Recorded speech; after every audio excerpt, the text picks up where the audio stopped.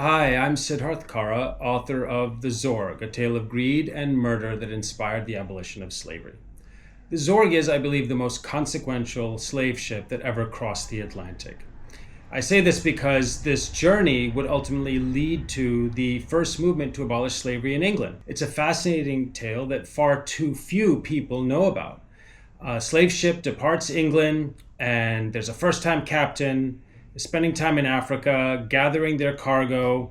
They encounter this rather dodgy, scoundrelly character along the coast of Africa who ends up on the ship, and they're crossing the Atlantic to take their cargo to the New World to sell into slavery.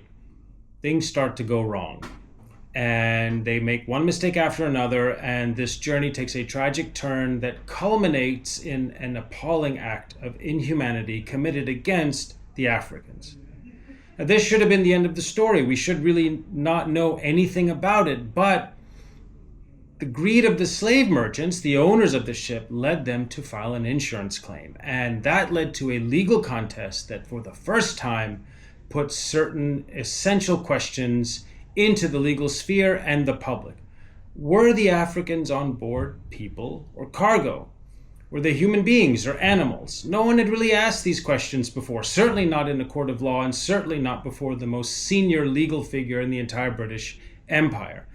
Well, this led to a conversation in the British public. What exactly is happening with this slave trade? How can people be treated this way, like property? And this inspired the first movement to abolish slavery.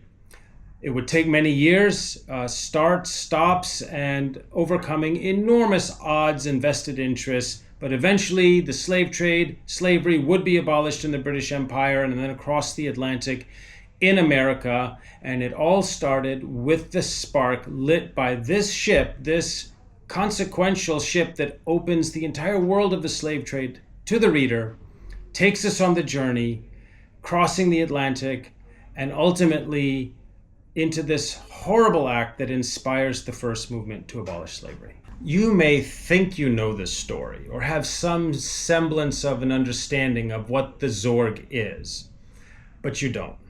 The historical record is filled with inaccuracies about not just the ship, but what happened on the ship. And this book sets much of that straight by scouring thousands of pages of archival materials in the British and Dutch National Archives, spending time in West Africa, in the forts and dungeons and castles where Africans were sold by the millions.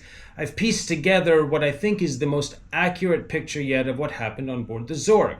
Now, the name of the ship historically has been labeled incorrectly as the Zong, and that's incorrect because you can imagine that in 18th century cursive handwriting, the N's and R's can look very similar. And in fact, the Chief Justice who presided over the legal contest thought it was an N and called it the Zong, and that got set in the historical record. But the ship was a Dutch ship called the Zorg. You may also be familiar and think, oh yes, the captain did something very horrible. I don't think it was the captain. In fact, I think the historical archives available point in the direction of someone else, a very shadowy character that the crew of the Zorg encountered while they were on the coast of West Africa.